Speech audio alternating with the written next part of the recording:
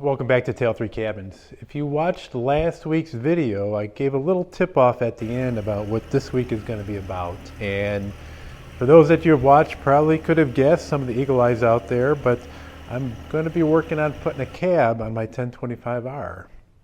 Now, a little over 3 years ago, I was sitting at our John Deere dealer getting ready to sign the papers for my 1025R, and they had one on display inside that had a cab on it.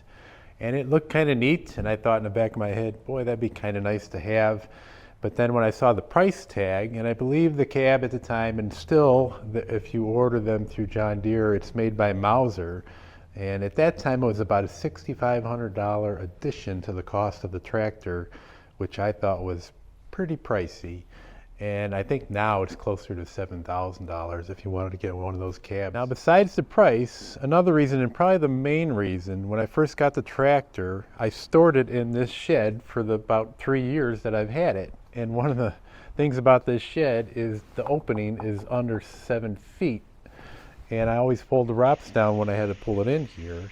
And if I put a cab on there, you wouldn't be able to fold the wraps down, and the cab would be taller than this opening.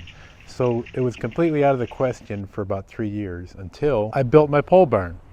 Now I've got a nice big opening, and I've got about 9.5, almost 10 feet of clearance on the top. So that put the question of getting a cab for my tractor back in my mind. So this summer, when it looked like this pole barn was finally going to become a reality, I started doing a little bit of research on cabs for this tractor, and I went with Curtis Industries. And I'll get a little bit more into why I went with them further in this video. But let's get this thing started. Let's start assembling, see what this final product's going to look like on my 1025R. And I'll go. Now, one thing I will say about deciding to get a cab on your tractor, that there's a lot of unpacking to do. And I mean that both mentally and physically. And as you'll see, there's a lot of physical pieces to this cab. Previous attachments or implements for my tractor that I've ordered in the past have always come dinged up or scratched, or some kind of thing was poking out the side of the cardboard, and it was always kind of disappointing when you ordered something. But this was very meticulously wrapped up. Everything was wrapped nice and tight, a lot of felt around it, a lot of padding, and there was no way anything was going to be scratched up or broken. After looking at all the footage I shot assembling this cab, I'm going to do a summary on putting this cab together, a little bit how it looks at the end, and then I'll probably make a few more videos later on. One of the first things I did was just try to unwrap everything and just organize it, and just lay out all the pieces so I could just see them. It was nice I could use some of the felt that they sent me. My wife is going to commandeer some of the other felt that she could use for some of her upholstery work. So here's basically all the large pieces laid out, and I kept labels. Everything was labeled what they were, and there's a left and a right for a lot of things, so I made sure that I kept at least one label for the left side or the right side so I didn't mix anything up.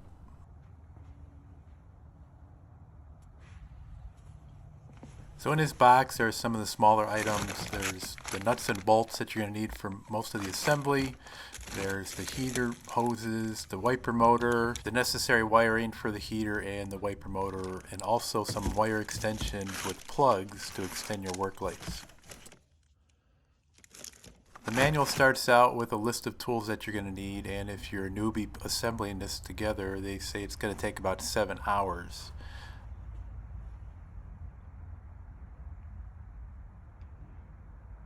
I'm going to go over some of the steps that are involved, but not all of them.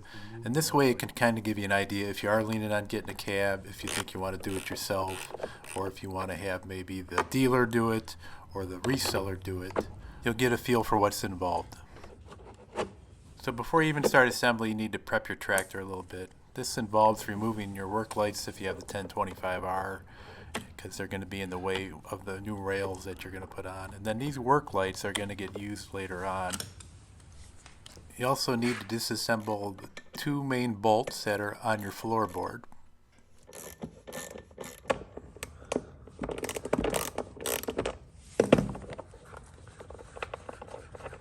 I want the wraps folded down, and I haven't folded these down since I've started storing this in the pole barn, but I'm going to have to start watching my noggin again, because if you remember previous videos, I used to hit my head on this thing all the time.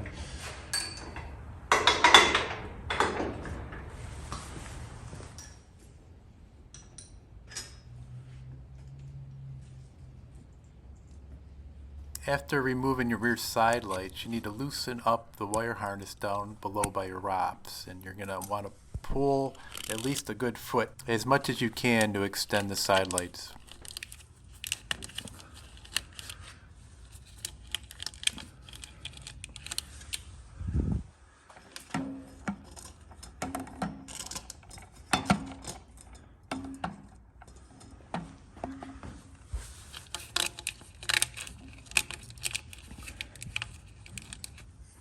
I ran into a little trouble on the right side, and I'll talk about that in an extended video on assembling the cab.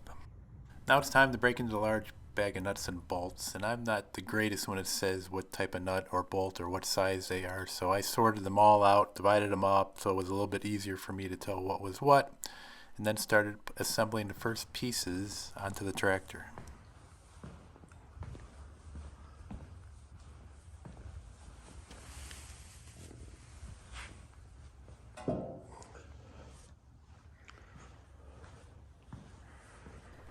This is the A-post, or the front post, for the tractor, and that'll be where the windshield gets attached. Step 3, putting on the A-pillar.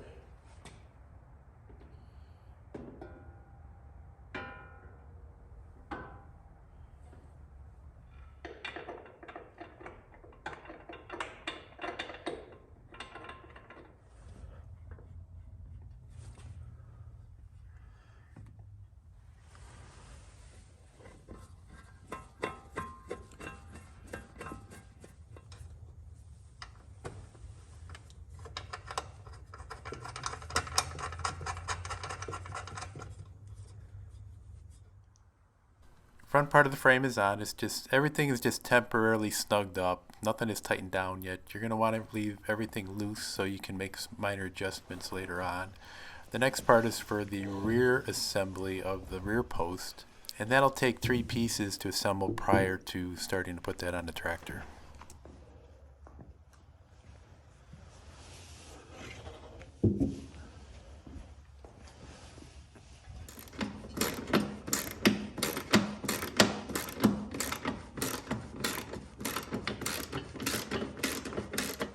These parts are all powder coated to add rust protection. They all match very well with the John Deere green. If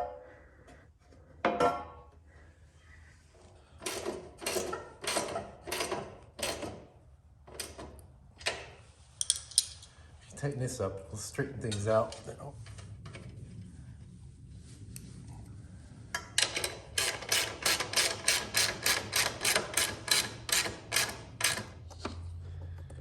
This is an extension cable because you're going to end up reusing your work lights later on.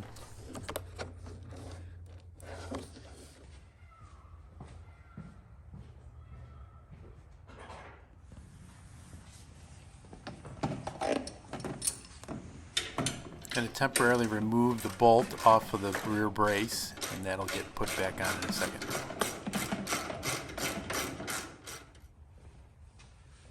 You can see little cutouts on there for your wire and rail to run through.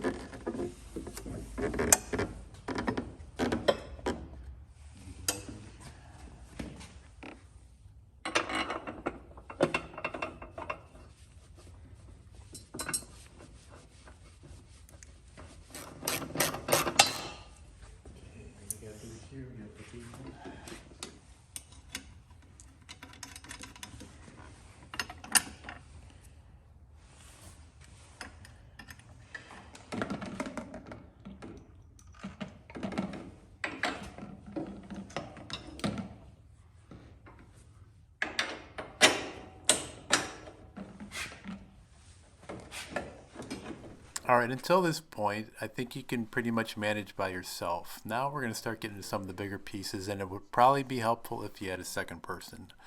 I'm going to take a break and start again tomorrow.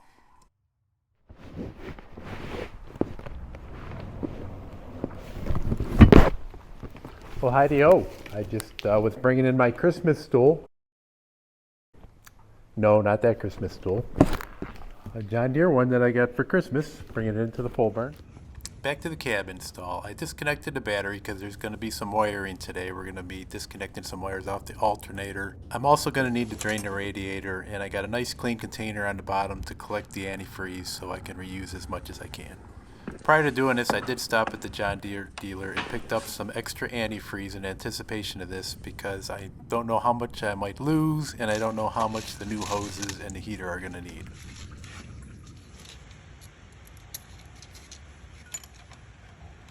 This is the wiring that is going to take care of the heater fan and the windshield wiper motor. The negative is going on the starter motor, and then the positive is going right to the alternator. Then a plug is removed on the driver's side of the engine where a new fitting is going to go in, and this is going to allow for a hose, whether it's a return or a supply, going towards the heater.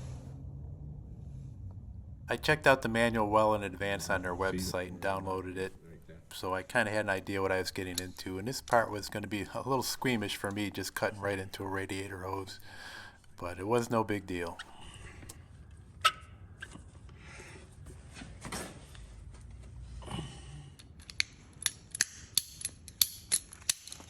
This hose is supplied, and they give you plenty for what you need to do.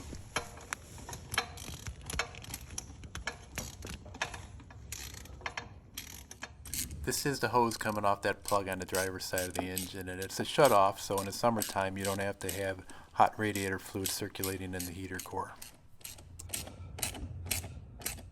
Now, I mentioned a little bit ago it'd be nice to have a second person with these next steps. They're the heavier items, and just to help so you're not scratching anything and it's easier to line things up. Although I still think if you wanted to, you could do it by yourself, but that 7 hours that the manual says is probably going to turn into 8, 9, or maybe 10.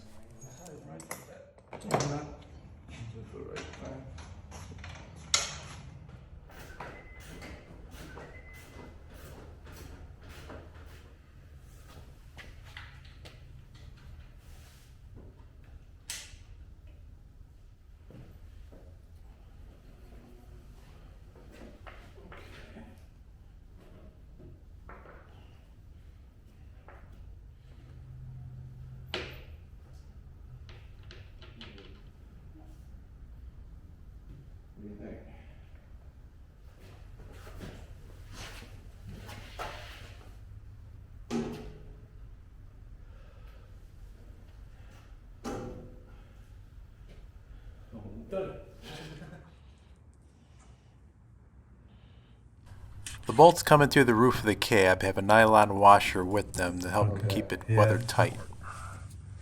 You got that?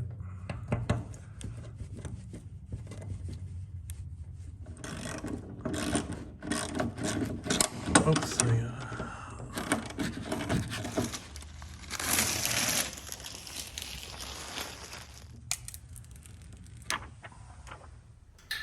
So my friend Don had stopped by for a few hours just to help me with the larger pieces. Now I'm back to doing it by myself. It'll probably take another day break, but get right back to it again and check some of the measurements before we move on here. They want you to make sure everything is pretty much square, and they have certain measurements. For example, they want this measurement here to be 33 1/16, and I've got 33 1/4 right now between here and here. And that's why you don't want to fully tighten a bolt, so you can shift things around slightly. Now here's the reason why they wanted to pull out that extra slack for your side lights.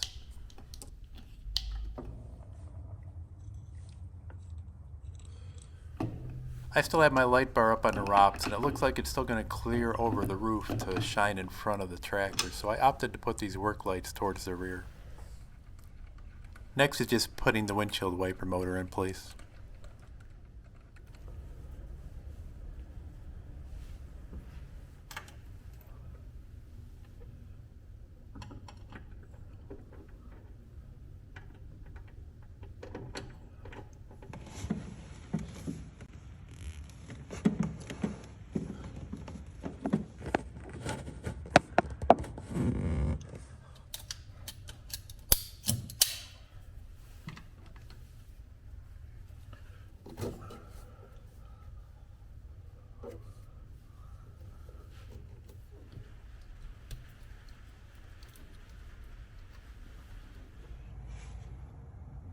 Okay, I've reconnected the battery. Let's just test out the wiring here to see where we're at. This would be the heater.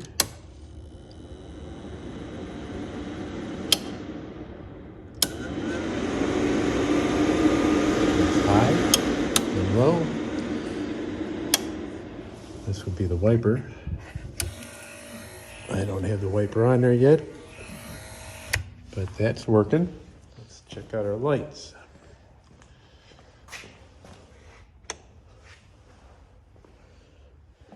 Got our hazards. Front lights working.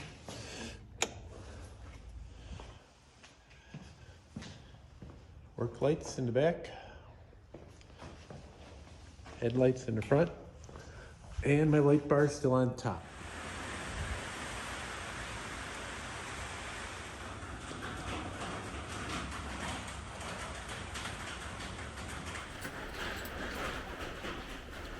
Just doing a few final steps now, getting close to the end, doing a little bit of tweaking with the tightening of everything. Here I'm loosening these hinges up on the doors so they fall into place easier on the pins and then tighten them once they're in. The cab that I purchased is called the Plus cab. This has a roll-up window in the back, and I thought it'd be easier with having the backhoe. They offer an Advantage cab that has steel doors that are steel panel on the bottom, glass on the top, and then the rear window is also glass. This is like a rubberized canvas that goes underneath the seat because it's very difficult to manufacture something that would completely seal everything in the back, but it fits nicely back here. It's got the cutouts for the shifter and the PTO selection. There's more Velcro that I can install to put around here, but I'm going to hold off for now until it warms up a little bit and the Velcro will adhere better. So I'm pretty much done. I just need to tighten up my wire ties a little bit, and just to give you an idea how things fit here with the weather stripping, how tight it is.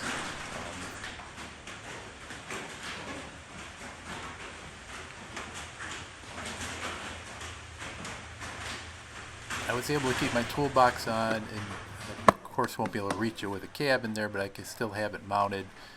You do lose that little cubby hole that you got there next to the drink holder. That's on the outside. Just try to give you a little idea what your field of vision is going to be like. There's going to be a slight blind spot there in that corner, but other than that, it's fairly open. It's just going to take a little getting used to. One thing that I'm going to like is I'm going to have a place to mount my phone, either with a suction cup or a magnet, as I use it all the time to control the cameras remotely.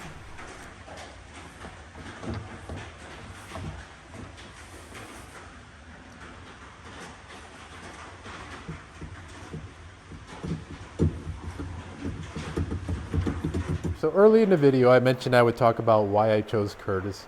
And Curtis has been around since the late 1960s. They've been making tractor cabs, and then they've expanded to UTVs. Just in the last couple of years, they purchased a company, Artillion, that's pretty famous for their tractor forks for their front end loaders and their grapples. Curtis is one of the few cab manufacturers that if you have a backhoe, that it's adaptable for this type of tractor. When you pre-order one from John Deere, it's normally a Mauser cab, and it comes pre-installed. They don't put the ROPS on. The cab itself becomes part of the frame, and that addition is about $7,000 to the cost of the tractor currently, and that's pretty pricey. The next tractor company is the original tractor company, and that one just seemed a little bit more on the flimsy end. Everything was like roll up or soft sided, not a lot of glass. The frame was kind of flimsy, and their introductory price is kind of cheap, but then when you start adding some of the things that this comes with, like the windshield wiper, and a heater, you're at the introductory cost of the Curtis cab. There's 3 versions of cab that I could get for this, and I picked the middle version, which is around $3,000, $2,999. You can get a version that has roll-up sides. It's basically the same frame, but the sides are roll-up. It's not hard doors. It still has a glass front, and that is around $2,200 to start, $2,200, $2,300. Still comes with the wiper, comes with a heater. Only thing different is there's less glass on the back, and the doors are not hinge doors, they're roll-up doors. The next model up is the one that I purchased, and then you can go one up from that and these doors become glass doors with a steel bottom, half glass on the top and then steel on the bottom here. And that would be for a pretty extreme climate, I think. That would be a lot of high winds, below zero temperatures, and you just really want this thing snugged up tight when you're outside working in the winter time. So for me right now, just a little drive that I took with the heater on. I didn't steam up the windows. It's a very, very wet day out. Usually when I'm in my truck and it's raining like this, I definitely got to turn the defroster on right away. I had the heat on in here and my windows never steamed up. I drove around a little bit. I sat in the tractor, just waited. The heat came on fairly quick, so it was very nice, snug, and comfortable in there. And I could honestly see doing my driveway in the wintertime, if I don't have to get out a lot, doing it in a light sweatshirt or even a long sleeve t-shirt, and that would probably be no problem.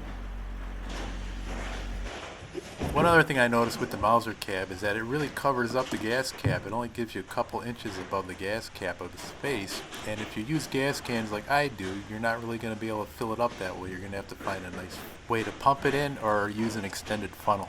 Now if I took that handle off for the backhoe, it would give me more clearance for my gas cans. So as I mentioned, I did research on the top 3 cab companies, and I'll be honest that I reached out to Curtis because I told him that I was thinking about putting a cab on my tractor, that out of all the companies, I thought that they had the best fit for me. So I sent them an email. I told them I have a YouTube channel, that I do a lot of videos and a lot that highlight the 1025R. And we had a very long discussion on the phone. They watched my channel. We worked out a little deal. I thought maybe they'd give me like 10% off or 20% off, but they did better than that. They also sent me some accessories to try out, and I'll probably kind of highlight those in a future video. All right, so that's going to do it for today. As I mentioned, there'll be a couple more videos coming out about this, a little bit more extensive for the assembly. That'll be a supplemental video, and then some real world use out there, and then some of the other accessories that's available for this cab. So I appreciate you watching. Hope you enjoy and subscribe to these videos. Click on that little bell when you want to know when a new one is coming out, and keep an eye on us. Take care and Happy New Year, everybody.